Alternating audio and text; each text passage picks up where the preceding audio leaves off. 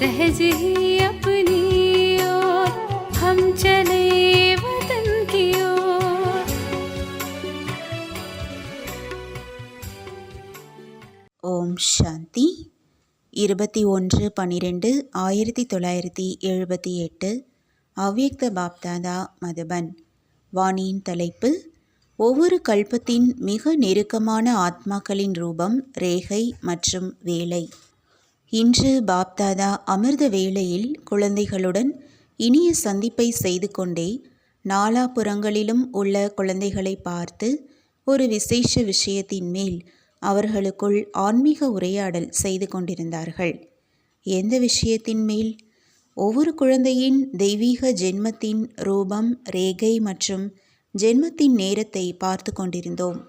ஒவ்வொருவரின் நேரம் மற்றும் ரூபம், ரேகை ஆகியவற்றின் ஆதாரம்தான் தற்சமய சங்கமீக வாழ்க்கை மற்றும் எதிர்கால வாழ்க்கைக்கான ஆதாரமாகும். ரூபத்தில் என்ன பார்த்தோம்? பிறந்த உடனேயே சக்தி ரூபத்தின் ஜொலிப்பு இருந்ததா, அல்லது பிரிந்திருந்த நிலையிலேயே யோகாவின் ரேகை ஸ்திதி நிலை இருந்ததா? அதாவது துடிப்பு, யோகத்தின் உயர்நிலையை அடைய வேண்டும் என்கின்ற அந்த துடிப்பு மற்றும் தாகத்தின் ரூபம் இருந்ததா, அல்லது சேவாதாரி சொரூபம் இருந்ததா, அல்லது வந்தவுடனேயே எப்பொழுதும் அதீந்திரிய சுகத்தின் சுகஸ்வரூபம் இருந்ததா? அதன் கூடவே வேறு என்ன ரேகைகள் இருந்தன? வரதானியின் ரேகை இருந்ததா, தைரியம் மற்றும் உற்சாகத்தின் ரேகை இருந்ததா, அல்லது பிறந்தவுடனேயே சகயோகத்தின் ஆதாரத்தில் நடந்து கொள்வதற்கான ரேகை இருந்ததா? அதே போலவே வேலையையும் பார்த்து கொண்டிருந்தோம். ஒரு நொடியின் நிச்சய புத்தி இருந்ததா? ஒரு வார பாடத்திற்கு பிறகு இருந்ததா, அல்லது இன்னும் அதிக நேரத்திற்கு பிறகு நிச்சய புத்தி உடையவராக ஆனாரா, அல்லது சந்தேகம் மற்றும் நிச்சயத்தின் யுத்தம் நடந்து பின்பு நிச்சய புத்தி உடையவராக ஆனாரா, அல்லது இப்பொழுது கூட யுத்தத்திலேயே இருந்து கொண்டிருக்கிறாரா? ஒரு நொடியின் நிச்சயம் என்றால் பார்வையாலேயே நன்மை அடைவது. இரண்டாம் எண்ணில் வருபவர்கள் உயர்ந்த வார்த்தைகளினால் நன்மை அடைவது. மூன்றாம் எண்ணில் இருப்பவர்கள் வியாபாரியுடன் செய்யும் வியாபார ஒப்பந்தம் மாதிரி மதிப்பை அடிக்கடி தெரிந்த பிறகு இறந்து மறுபிறவி எடுத்தவர் ஆனாரா? நான்காவது எண்ணில் கொஞ்சம் பிராப்தியின், அன்பின், தொடர்பின், பரிவர்த்தனையின் ஆதாரத்தில் சில நேரம் சந்தேகம், சில நேரம் நிச்சயம் என்று அப்படி இருக்கிறார்களா? அந்த மாதிரி பாப்தாதா இன்று ஒவ்வொரு குழந்தையின் இந்த விஷயங்களை பார்த்து கொண்டே ஆன்மீக உரையாடல் செய்து கொண்டிருந்தார். இந்த இறந்து மறுபிறவி எடுத்த வாழ்க்கையில் எப்பொழுதும் தடையற்ற, எப்பொழுதும் தீவிரமாக முயற்சி செய்பவர், எப்பொழுதும் பிராப்தி மூலமாக அனுபவி ஆனவர், முயற்சி செய்யும் வாழ்க்கையில் ஏறும் கலையா அல்லது இறங்கும் கலையா, எந்த மாதிரி வேகத்தில் செல்லும் வாழ்க்கையாக இருக்கிறது? இந்த 3 விதமான வாழ்க்கையின் ஆதாரம் ரூபம், ரேகை மற்றும் வேலையின் மேல் இருக்கிறது. யார் ஒவ்வொரு கல்பத்தின் மிக நெருக்கமான ஆத்மாக்களோ அல்லது பல கோடி மடங்கு பாக்கியம் நிறைந்த ஆத்மாக்களோ, அவர்களின் ரூபம், ரேகை மற்றும் வேலை என்னவாக இருக்கும் என்று தெரிந்திருக்கிறீர்களா? அந்த மாதிரி ஆத்மாக்கள் ஒரு நொடியில் வந்து சேர்ந்தார்கள். உடனேயே தந்தையின் குழந்தையாக ஆனார்கள். சென்ற கல்பத்தின் பாக்கியத்தின் உணர்த்துதலின் ஆதாரத்தில் பிறந்த உடனேயே பிராமணன் ஆக வேண்டும். இல்லை, ஆனால் பிராமணனாக இருந்தேன், இதற்கு முன்பும் இருந்தேன், மேலும் இப்பொழுதும் இருக்கிறேன் என்று அனுபவம் செய்வார்கள். ஒரு நொடியில் தன்னுடையது என்ற அனுபவம் செய்வார்கள். பார்த்தார் மற்றும் தெரிந்து கொண்டார். அந்த மாதிரி வேலை உள்ளவர்களின் ரூபம் மற்றும் ரேகை என்னவாக இருக்கும்? இப்பொழுது கூறிய முதல் நம்பரின் வேலையின் ரூபம் என்னவாக இருக்கும்? பிறந்த உடனேயே அனைத்து பொக்கிஷங்களின் அதிகாரியாக இருப்பார்கள். அந்த மாதிரி ஒவ்வொரு சொரூபத்தின் பிராப்தியின் அதிகாரத்தை அனுபவம் செய்வார்கள். எப்படி விதையில் முழு மரத்தின் சாரம் நிரம்பி இருக்கிறது, அதேபோல் முதல் நம்பரில் இருப்பவர்கள், அதாவது தந்தைக்கு சமமான நெருக்கமான ஆத்மாக்கள் அல்லது முதல் நம்பரின் வேலையில் பிறந்த ஆத்மாக்கள் அனைத்து சொரூபத்தின் பிராப்தியின் பொக்கிஷங்களில் வந்தவுடனேயே அனுபவியாக இருப்பார்கள். இந்த சொரூபம்தான் என்னுடைய இயற்கையான சொரூபம் என்று அப்படி அனுபவம் செய்வார்கள்.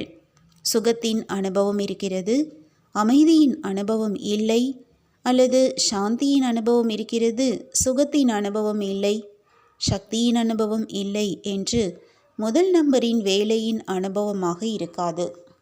ஒரு நொடியில் ஆஸ்தியின் அதிகாரி, இதுதான் வேலை மற்றும் சொரூபம். இப்பொழுது ரேகையாக, அதாவது நிலை ஸ்திதி என்ன இருக்கும்? நிச்சய புத்தியாக வேண்டும் அல்லது நிச்சயம் செய்ய வேண்டும் என்ற இது என்ன அளவில் கூட இருக்காது. பிறந்த உடனேயே இயற்கையான நிச்சய புத்தியின் ரேகை இருக்கும். எப்படி அல்லது அப்படி என்ற விஸ்தாரத்தில் செல்ல மாட்டார்கள். இருக்கவே இருக்கிறது, இதில் இப்படி அல்லது அப்படி என்ற கேள்வி எழாது. அந்த மாதிரி முழு வாழ்க்கையின் அசைக்க முடியாத நிச்சயத்தின் ரேகை மற்ற ஆத்மாக்களுக்கும் தெளிவாக தென்படும். நிச்சயத்தின் ரேகையின் கோடு துண்டுபடாததாக இருக்கும், இடையிடையே துண்டுபட்டதாக இருக்காது. அந்த மாதிரி ரேகை உடையவர்களின் நெற்றியில், அதாவது நினைவில், எப்பொழுதும் வெற்றி திலகத்தை பார்க்க தென்படும்.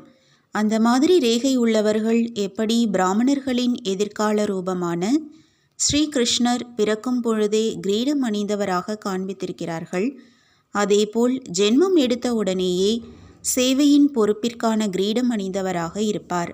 எப்பொழுதும் ஞான ரத்தினங்களுடன் விளையாடுபவராக இருப்பார். எப்பொழுதும் நினைவு மற்றும் குஷியின் ஊஞ்சலில் ஆடிக்கொண்டே வாழ்க்கையை கழிப்பவராக இருப்பார். எப்பொழுதும் ஒவ்வொரு காரியத்திலும் வரதான கை தன்மேல் இருப்பதாக அனுபவம் செய்வார். முழு நாளின் ஒவ்வொரு நடவடிக்கையிலும் தன்னுடன் அனைத்து உறவுகளாலும் நெருக்கம் மற்றும் சாக்கார ரூபத்தில் துணையின் அனுபவம் செய்வார். இயல்பான யோகி மற்றும் சகஜ யோகியாக இருப்பார். இதுதான் நம்பர் 1 ரூபம், ரேகை மற்றும் வேலை உள்ளவர்களின் அடையாளம். இப்பொழுது தன்னைத்தானே முதல் எண்ணின் ரூபம், ரேகை மற்றும் வேலை உள்ளவர்கள் எத்தனை பேர் இருப்பார்கள் என்று சோதனை செய்யுங்கள். 8 அல்லது 108. நீங்கள் அனைவரும் எதில் இருக்கிறீர்கள்? இப்பொழுது கூட மாற்றம் செய்ய முடியும். கடைசியில் இருப்பவர் கூட வேகமாக செல்ல முடியும். இப்பொழுது கூட மாற்றம் செய்வதற்கான வாய்ப்பு இருக்கின்றது. இப்பொழுது மிகவும் காலதாமதம் என்ற பலகை போடப்படவில்லை. மறைவாக இரகசியமாக முயற்சி செய்வது, இரவு பகல் ஒரு திட எண்ணத்தின் முயற்சி செய்பவர் உயிரை தாண்டி செல்பவராக ஆக முடியும். எனவே தன்னுடைய பாக்கியத்தை நம்பர் 1 ஆக்கும் முயற்சி செய்வது என்ற லாட்டரி வாங்கினீர்கள் என்றால் அந்த எண் வந்துவிடும். என்ன செய்ய வேண்டும் என்று புரிந்ததா? கடைசி வாய்ப்பு. எனவே கடந்ததை கடந்ததாக ஆக்குங்கள், எதிர்காலத்தை உயர்ந்ததாக ஆக்குங்கள். எனவே பாப்தாதா அனைவருக்கும் வாய்ப்பு அளிக்கின்றார். பிறகு நாங்கள் செய்ய முடியும், ஆனால் செய்யவில்லை, நேரம் கிடைக்கவில்லை, சூழ்நிலை சாதகமாக இல்லை என்று கூறி புகார் செய்யாதீர்கள். இப்பொழுது கூட இரக்க மனமுடைய தந்தையின் கருணைக்கரம் அனைவரின் மேல் இருக்கின்றது. எனவே தன்மேலும் இரக்க மனமுடையவராக ஆகுங்கள். நல்லது. அப்படிப்பட்ட எப்பொழுதும் தந்தையின் வரதானங்களின் கரத்தை தன்மேல் அனுபவம் செய்யக்கூடிய, எப்பொழுதும் தன்மேல் மற்றும் அனைவர் மேல் இரக்க மனமுடைய, குறைவில்லா இடைவிடாத நிச்சய புத்தியுடைய, இடைவிடாத யோகி, எப்பொழுதும் வெற்றி திலகம் அணிந்த, பிறந்த உடனேயே கிரீடம் அணிந்த, அந்த மாதிரி எப்பொழுதும் ஆசனத்தில் அமர்ந்திருக்கும் குழந்தைகளுக்கு பாப்தாதாவின் அன்பு நினைவுகள் மற்றும் நமஸ்காரம். பார்ட்டிகளுடன் சந்திப்பு. 1. தன்னுடைய உலகம் மற்றும் தன்னுடைய சொரூபத்தின் நினைவு மூலம் விலகியிருக்கும் நிலை.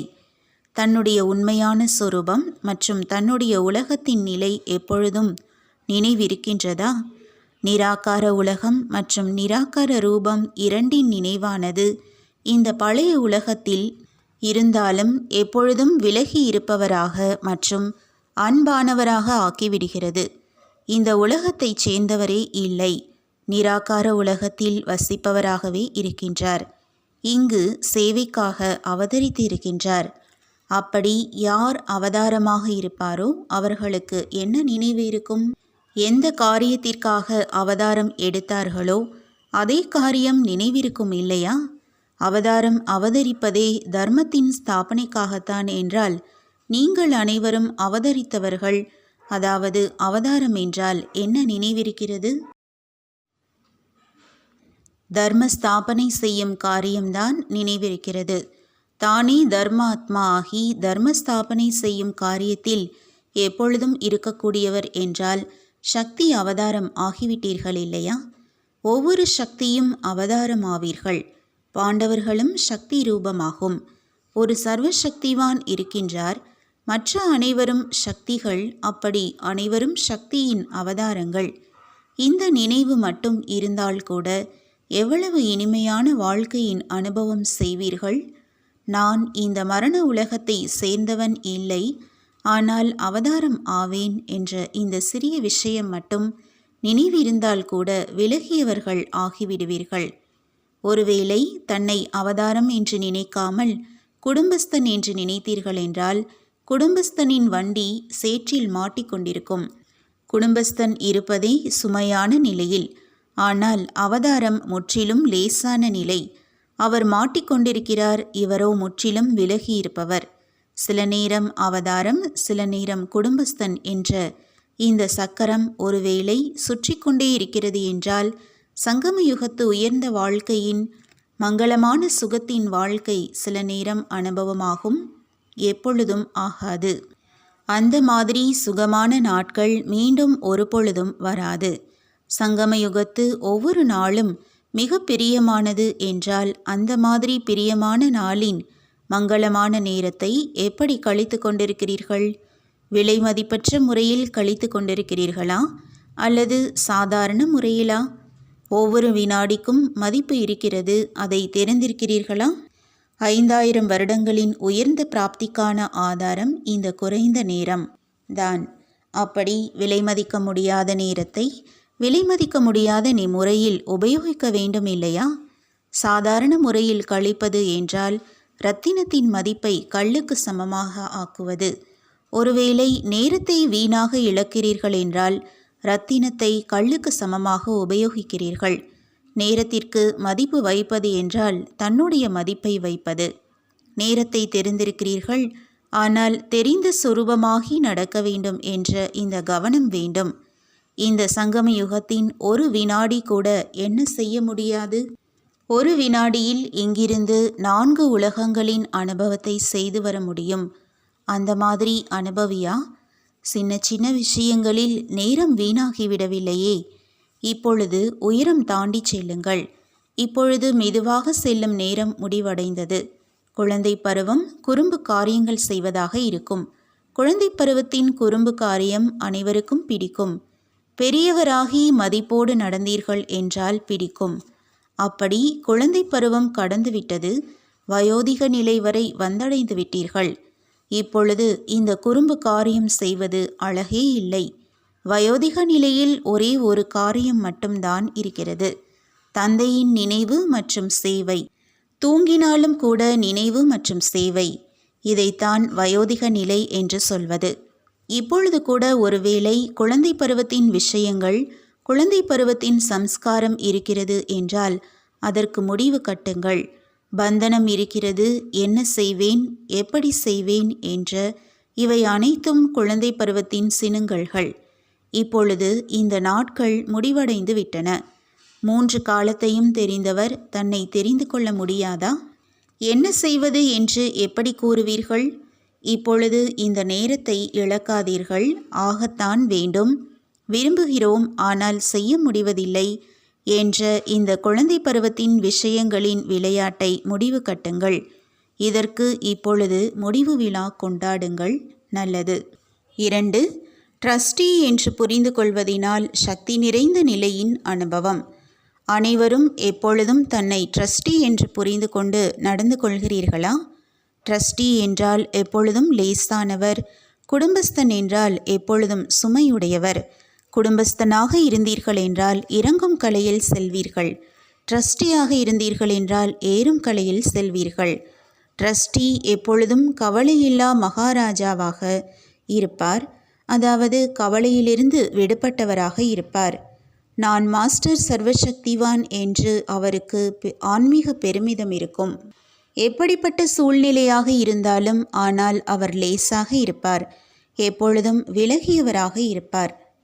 கொஞ்சம் கூட சூழ்நிலையின் பாதிப்பில் வரமாட்டார். குடும்பஸ்தன் என்று நினைப்பதினால் என்ன ஏன் என்பது தொடங்கிவிடுகிறது. ட்ரஸ்டி என்று புரிந்து கொள்வதினால் முற்றுப்புள்ளி வந்துவிடுகிறது. முற்றுப்புள்ளி என்றால் சக்திசாலியான நிலையின் அனுபவம். 3. அங்கதனுக்கு சமமான நிலையை உருவாக்குவதற்காக நிச்சயத்தின் அஸ்திவாரத்தை உறுதியாக ஆக்குங்கள். அனைவரும் அங்கதனுக்கு சமமாக உறுதியாக இருக்கிறீர்களா? மாயாவின் எந்தவிதமான குழப்பத்திலும் உறுதியானவர். மாயாவின் எந்த ஒரு தாக்குதலும் நிலையை அசைக்க முடியாது. அசைவதற்கான காரணமாக என்ன இருக்கிறது? நிச்சயத்தின் அஸ்திவாரம் உறுதியாக இல்லாத காரணத்தினால்தான் ஆடுகிறார்கள். ஒருவேளை நன்மையை பயக்கும் நேரமாகும். ஒவ்வொரு விஷயத்திலும் நன்மை இருக்கிறது என்ற நிச்சயம் ஒருவேளை இருக்கிறது என்றால் எவ்வளவுதான் புயல் வந்தாலும் கூட அசைக்க முடியாது. இப்பொழுது நிச்சயத்தின் அஸ்திவாரத்தை தீவிரமாக முயற்சி செய்வது என்ற தண்ணீர் விட்டு உறுதியாக்கினீர்கள் என்றால் எப்பொழுதும் அங்கதனுக்கு சமமாக இருப்பீர்கள். மாயாவின் தாக்குதலை தாக்குதல் என்று நினைக்க மாட்டீர்கள். ஆடுவதற்கான நேரம் சென்றுவிட்டது. ஒருவேளை இப்பொழுது கூட ஆடிக்கொண்டே இருந்தீர்கள் என்றால் இறுதி சோதனையிலும் ஆடி போய் விடுவீர்கள். பிறகு பல ஜென்மங்களுக்காக தோல்வியடைந்து விடுவீர்கள். எனவே நினைவின் சம்ஸ்காரத்தை உறுதியாக்குங்கள். இந்த அங்கதனின் நினைவு சின்னம் என்னுடைய நினைவு சின்னம்தான் என்று எப்பொழுதும் நினைவு வைத்தீர்கள் என்றால் சக்தி வந்துவிடும். 4. தைரியம் மற்றும் உற்சாகத்தை ஒரே சீராக ஆக்குவதற்காக ஒருவரின் ரசனையில் இருக்கும் நிலை. எப்பொழுதும் தைரியம் மற்றும் உற்சாகம் ஒரே சீராக இருக்கிறதா? எப்பொழுது ஒரே சீரான நிலை இருக்குமோ அப்பொழுது தைரியம் மற்றும் உற்சாகமும் எப்பொழுதும் ஒரே சீராக இருக்கும். மேலே கீழே என்று அப்படி இருக்காது. சில நேரம் அதிகமாக மற்றும் சில நேரம் குறைவாக இருப்பதின் காரணம் என்ன? அனைத்து பிராப்தியின் அனுபவம் எப்பொழுதும் எதிரில் மற்றும் நினைவில் இருப்பதில்லை. இன்று அற்ப காலத்தின் பிராப்தி கூட தைரியம் மற்றும் உற்சாகத்தில் கொண்டு வருகிறது என்றால் இதுவோ சதா காலத்திற்கானது மற்றும் அனைத்து பிராப்திகளும் ஆனது. அந்த அனைத்து பிராப்திகளின் பட்டியலை எதிரில் வையுங்கள். பிராப்தி உறுதியானதாக அசைக்க முடியாததாக இருக்கிறது என்றால் தைரியம் மற்றும் உற்சாகமும் அசையாததாக இருக்க வேண்டும். உறுதியானதற்கு பதிலாக எப்பொழுதும் மனம் சஞ்சலமாகிறது.